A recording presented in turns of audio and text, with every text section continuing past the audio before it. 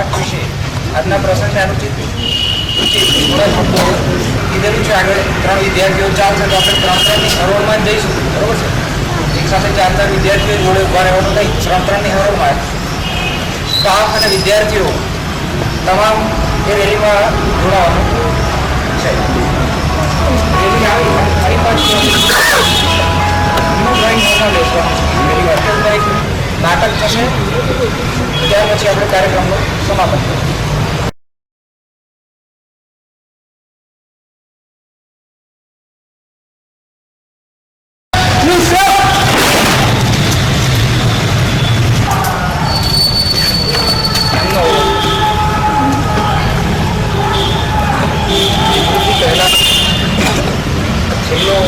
સ્વાતંત્ર્ય પર્વ છે અને આપણને આજ સુધી માર્ગદર્શન આપ્યું છે. આજે પણ એ આપણને માર્ગદર્શન આપવાના છે. આપણે એમને રાષ્ટ્રધ્વજ ફરકાવવાનું કહીને યથોચિત સન્માન આપ્યું.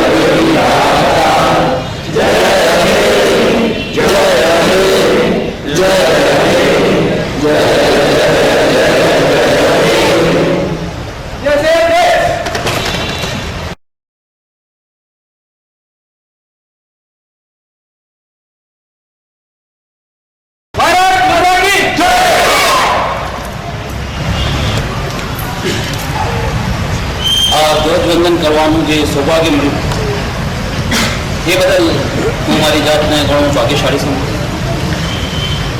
એક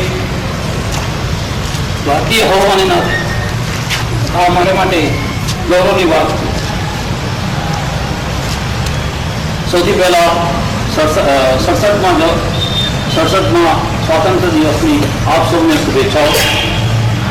આપ સૌ સ્વતંત્ર ભારતમાં જન્મ્યા એટલે ગુલામીની તો આપણને કશું ખબર જ નથી. જે જૂના માણસ છે એમને ખ્યાલ છે કે ગુલામી શું હતી, વેઠ શું હતી.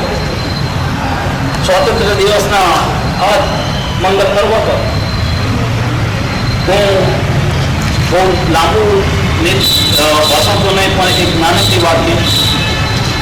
સ્વતંત્ર છીએ તો સ્વતંત્રતા ટકાવી રાખવી એ આપણી નૈતિક ફરજ બની.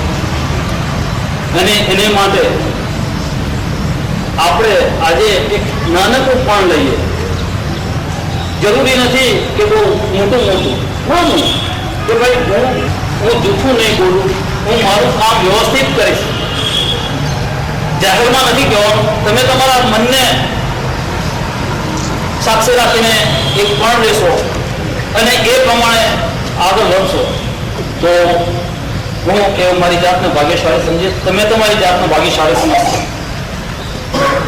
સ્વાતંત્ર્ય દિવસના દિવસે સ્વતંત્રતા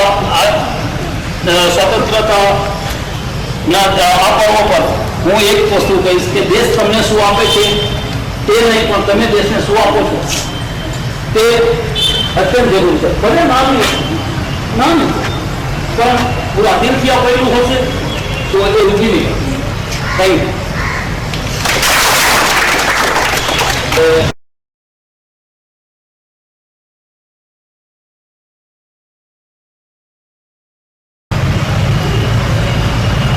આઝાદીનો પર્વ છે. થોડી તબિયત નાદુરસ્ત છે મારી, છતાંય પરમાર સાહેબે વિનંતી કરી છે માટે બે લાઈન આપ સૌ માટે હું પ્રયત્ન કરીશ. छोड़ो कल की बातें, कल की बात पुरानी, नए दौर में लिखेंगे मिलकर नई कहानी. हम हिंदुस्तानी, हम हिंदुस्तानी, हम हिंदुस्तानी, हम हिंदुस्तानी.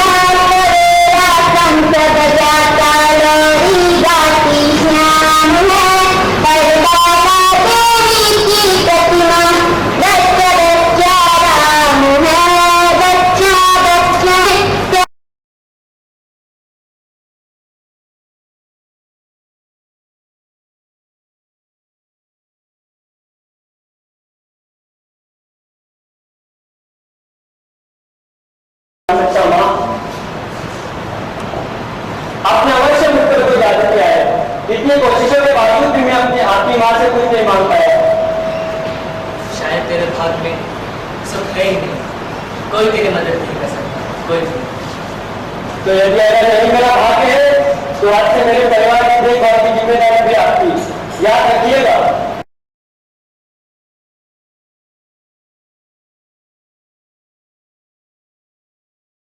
सुना है आप बहुत बड़े विद्वान हैं, चाहे तो आराम से खा कमा सकते हैं, फिर आपके हाथ में ये भिक्षा पत्र किस लिए?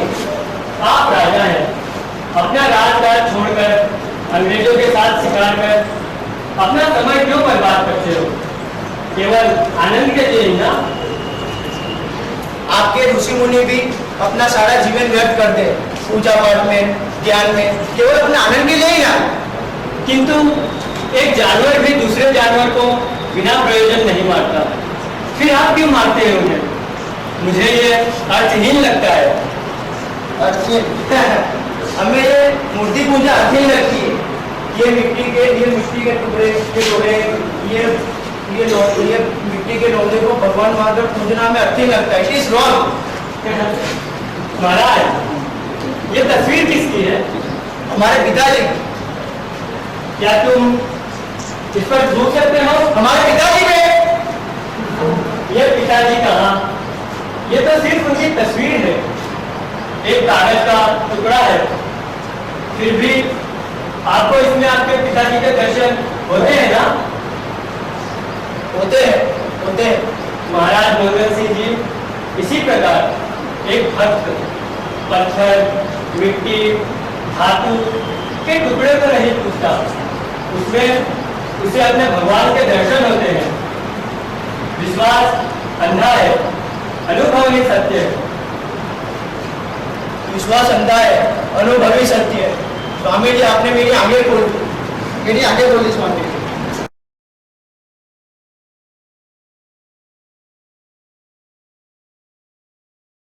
मुझे आशा है कि भारतीय संस्कृति के बारे में मैंने जो कुछ भी कहा उससे आप संतुष्ट है। फिर भी अगर आप में से कोई कुछ कहना चाहे तो मैं उसे सादर मंच पर आमंत्रित करता हूँ।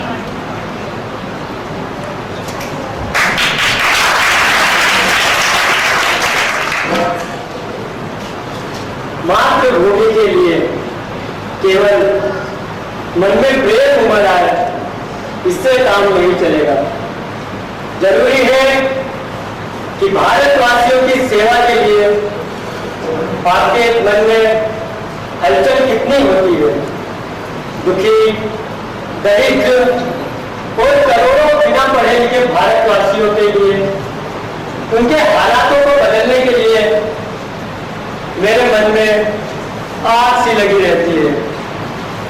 केवल कर्मों की दुहाई देकर और हाथ पर हाथ रखे बैठकर कुछ नहीं होने वाला।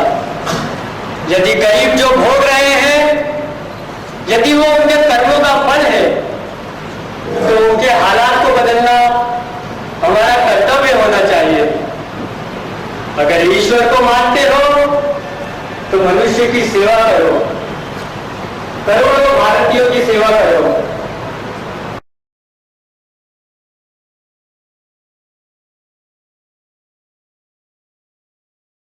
मैंने